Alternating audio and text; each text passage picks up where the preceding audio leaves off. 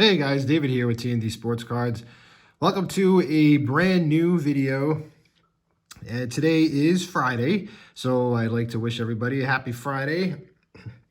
And the baseball season is less than 1 week away. So I kind of thought we'd do a little more baseball. And as you can see, we have some packs here from 1984. This is Fleer. This is actually going to be the first time that we have opened these on the channel. And I guess this is part of the ongoing search for Don Mattingly's rookie card. But as I mentioned in my previous baseball opening, that I'm getting really close to just probably breaking open a box of some sort from '84 to hopefully, at least find one of them. So in any event, yes, Mattingly would be one we're looking for today. Also, Darryl Strawberry's rookie is in here as well, so kind of a Mets-Yankees thing going on here. So with that, I guess we'll get into these and see what we can find. I have to admit, this is not... this set was not one of my favorites. I wasn't, like, terribly crazy about the... and these are like not really opening too well. Terribly crazy about the design on these. I mean, it's okay. I feel like Fleer made some better sets. Even before this and even the next couple after. Wow, these cards are like really, really crisp. Like super crisp. Okay, so we're going to start out with Andy Hawkins. It's actually a really nice shot there. A nice action shot. And these are the backs. And I liked these because it included all the minor league stuff too. Along with their full major league career. And we have Scott Fletcher. Pat Zachary, who was part of the infamous trade of Tom Seaver to the Reds. He was one of the many players that came to the Mets in that trade. I remember him doing okay with the Mets, nothing spectacular. Bob Stanley, a longtime relief pitcher for the Red Sox. Britt Burns, who had a couple of good years with the White Sox, a couple of big winning years. Bill Lasky, Gary Gaetti. I don't know if that's a rookie card of his.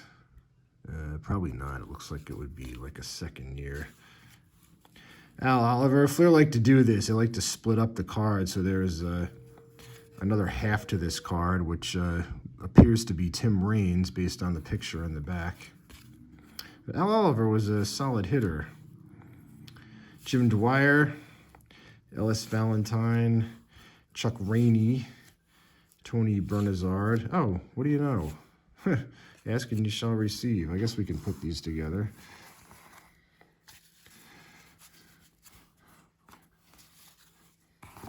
I don't remember it being that simple. Kent Tekulve and Greg Minton. So yeah, that's kind of cool that we found the other half there. And Tim Raines, of course, is a Hall of Famer. All right, so that is our first pack. Yeah, I don't know what the deal is with these packs. I don't know why they're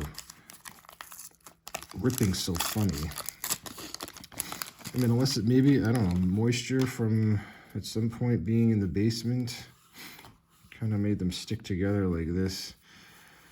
All right, Jay Johnson. I actually remember this card. That's a really, it's like a hat umbrella with a bunch of Budweisers. I'm surprised they allowed this to run through production, although back then they probably weren't as picky about things like that. I don't think that would fly today.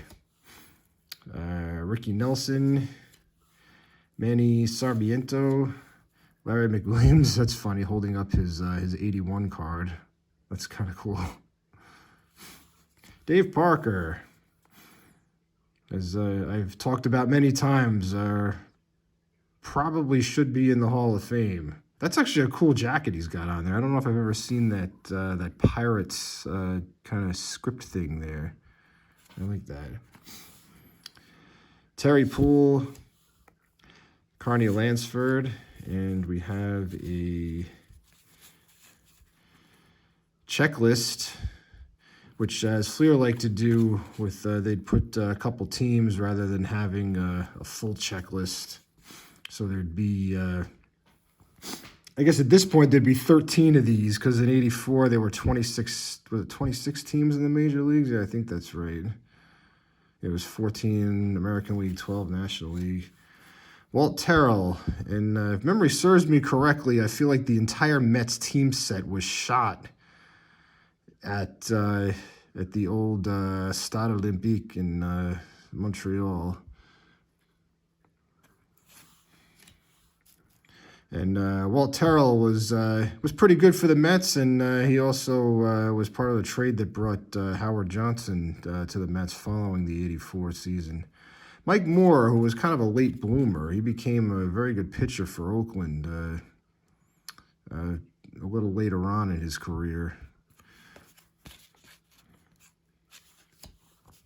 Dave Righetti became a terrific relief pitcher for a very long time. It's actually a pretty nice card. It's centered pretty well. And we have Don Sutton. I guess this is our first true Hall of Famer that we found. Dave Schmidt, Ron Reed, who, from what I remember, he wore like a size like 16 shoe or something like that. I don't know why I remember that fact about him, but for some reason I remember there being talk about how he had like the biggest shoe in the major leagues at one point in time. And Mike Heath. Alrighty, so we got one left here.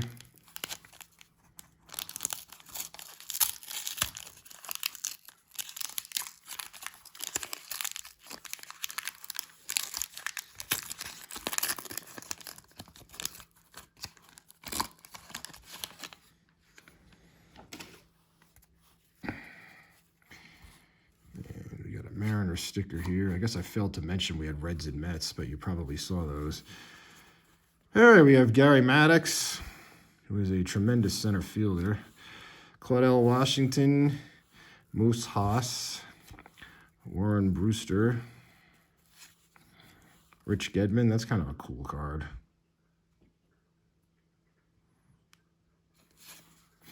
Gary Templeton, who I believe is the only player to get 100 hits from each side of the plate in the same season. I might be way off on that, but for some reason that's something that's sticking out with him. Tom Paciorek, who played for quite a long time. He even made an appearance with the Mets, I think the '85 season. He might have retired right after that, but I remember him being like, fairly helpful with the Mets that year. John Montefusco, who was a very good pitcher, who basically just had a ton of injuries after the first couple of seasons. I know the Yankees gave him a lot of money, but I don't think he really did a whole lot for them. It looks like he got off to a decent start, but I just remember him being hurt a lot.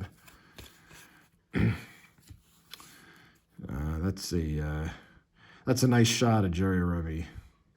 It's a nice looking card. Ricky Camp, Max Venable, Len Whitehouse. That is definitely a name I don't remember.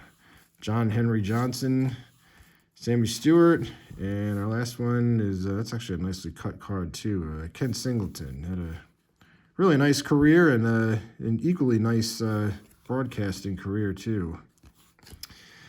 All right, so nothing terribly huge here. Our one Hall of Famer was Don Sutton, and our one probably should be Hall of Famer Dave Parker, and then we managed to put this card together, which is kind of cool. It's cool we got it in the same pack. All right, guys, well, obviously no Don Mattingly once again. We didn't find a strawberry either.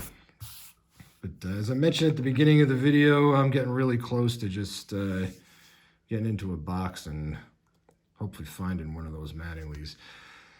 All right, so I want to thank you so much for joining us today. I hope everybody has a wonderful weekend. If you are new to the channel, we would love it if you'd like and subscribe. We greatly appreciate that. And we will probably see you next on this coming Tuesday, I'm thinking, because I don't think I'm going to have the opportunity to put something up this weekend. If I can, then I absolutely will. But, you know, as I said, at minimum, we'll see you early next week. All right, guys, enjoy your weekend, and thank you so much for watching. Take care.